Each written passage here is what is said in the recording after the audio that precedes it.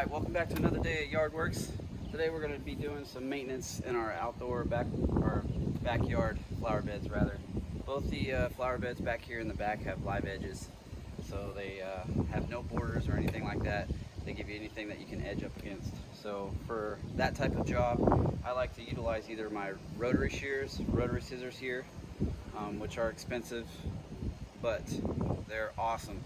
Once you make the commitment to buy them, they do all types of different jobs, from edging, cutting grass, especially if you reel mow or mow really short.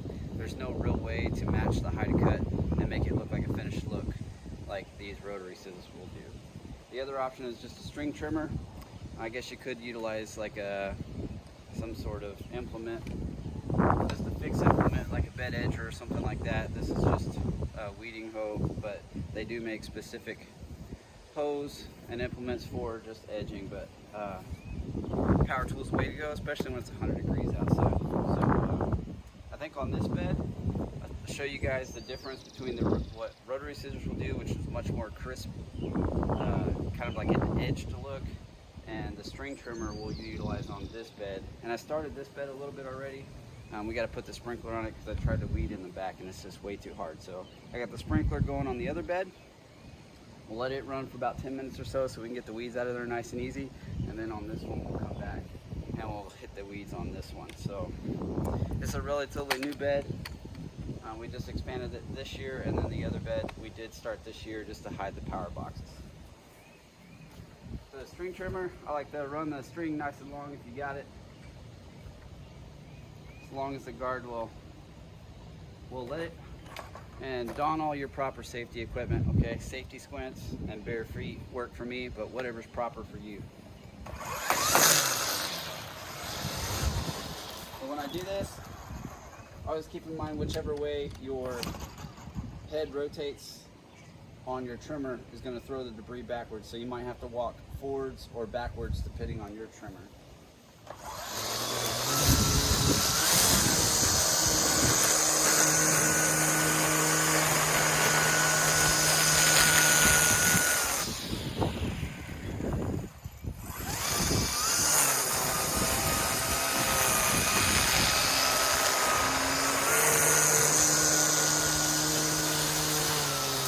Try not to hit the last rose bush so I don't get my butt chewed. All right. So that was real quick, and I'll show you guys the type of edge you end up with. And you can also taper your trimmer back, which I'm going to do on this second pass. If you want it to look more tapered back, like you're drawing out the edge a little bit rather than such a hard edge, with the string trimmer to allow you to do that, you can let this edge drop off and flow. And the more you do this on these beds, like by the end of the year, after you've done this 4, 5, 6 times, you'll end up with more of a trough. And especially with Bermuda grass, it helps keep the runners out a lot better. So we'll hit it one more time, and then we'll show you what the rotary scissors are good at. Could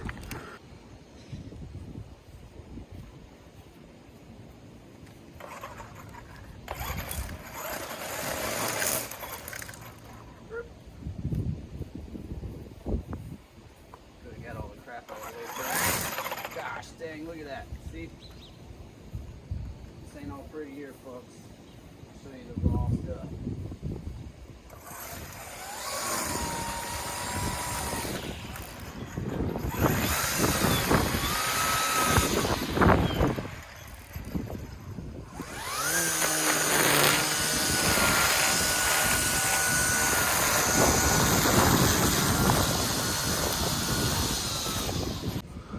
All right.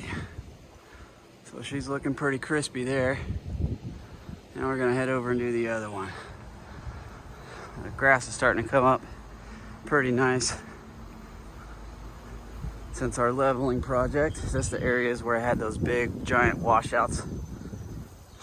That sand's probably 2 inches deep there again. Bermuda grass. So we've had a sprinkler over here doing work for a little while. And this flower bed isn't anything fancy. We literally just threw some bulbs in here because we were tired of looking at the cable boxes.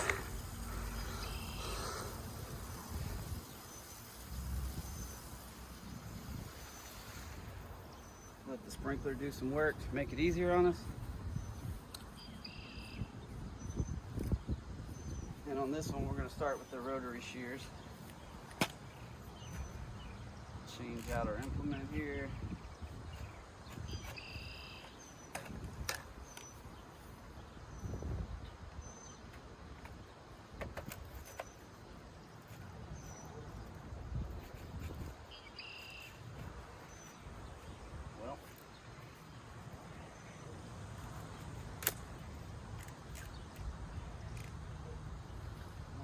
And all these dudes just have oscillating teeth that cut.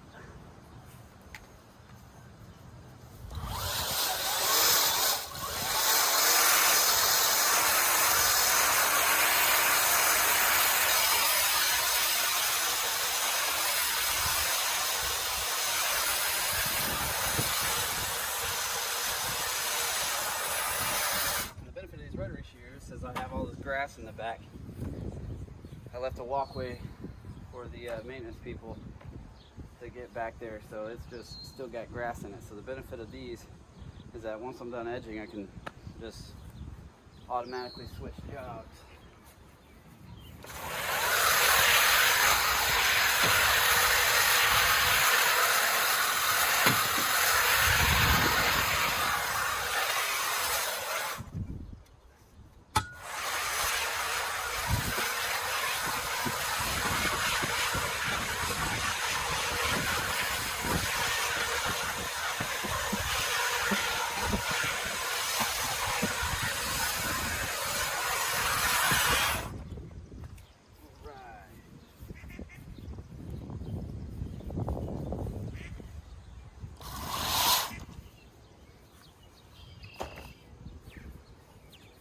Now we got a nice edge we can follow with this dude.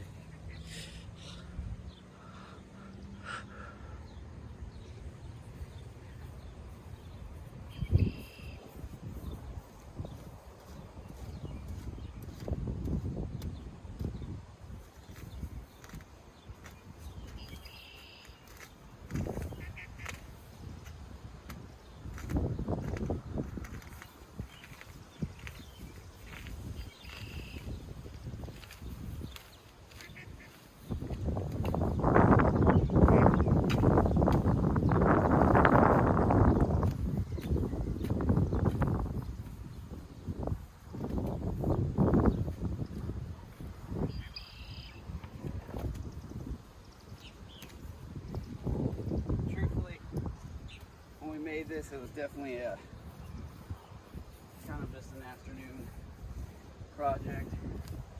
We weren't trying to get real crazy with it, just get stuff in the ground, and we probably could have done a better job at getting all the netting up. I just used my small little handheld cultivator that goes on the weed eater motor and tilled it all up so there was still a lot of grass in here. So this has been a bit of a maintenance issue, but again, this is only the second time we've weeded this bed. It's not a real big deal, and it'll get progressively better.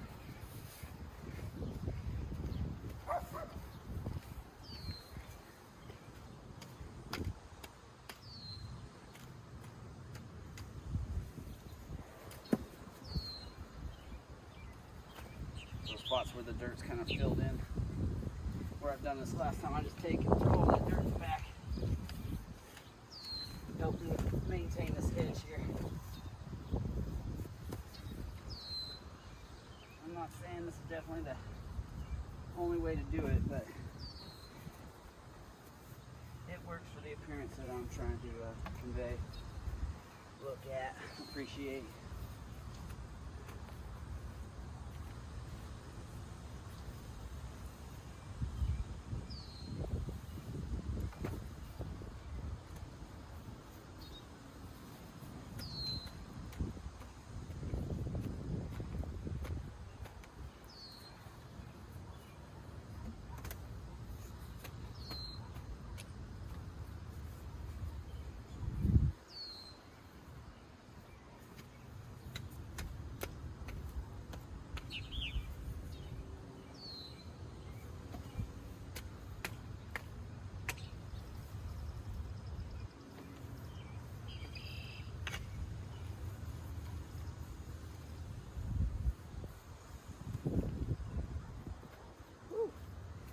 left the sprinkler on a tad bit too long.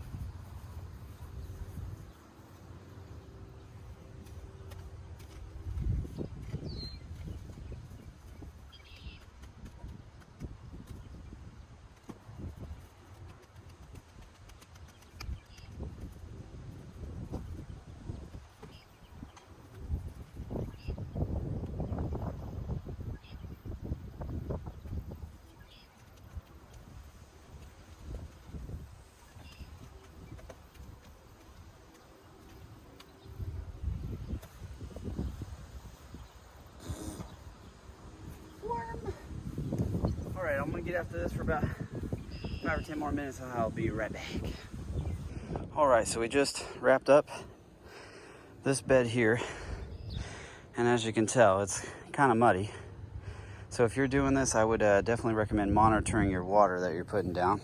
I was busy with that other bed and let it get too wet. And it's definitely just real clumpy. And it's not gonna look as manicured as the other bed. But the important thing is that we have our edge that we've established.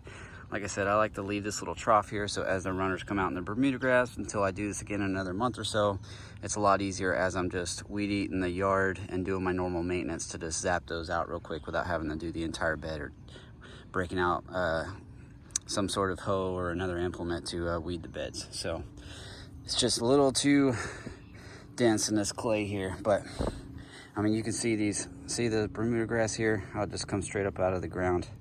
There's just, I mean, these things will go, I don't know, some people say like 40 inches in the ground, but they're a bear to get out if it's not wet. So I don't know, catch-22. Danged if you do and danged if you don't. But this bed's not really a priority. This is, again, just to cover up these boxes. So, and we have to do something with that thing. We're supposed to plant some plants on it, some sort of creeping vine or something. My wife wanted something to climb up a antique bed frame, so we got that. So that's a project for a later date, just trying to figure out what to do with it.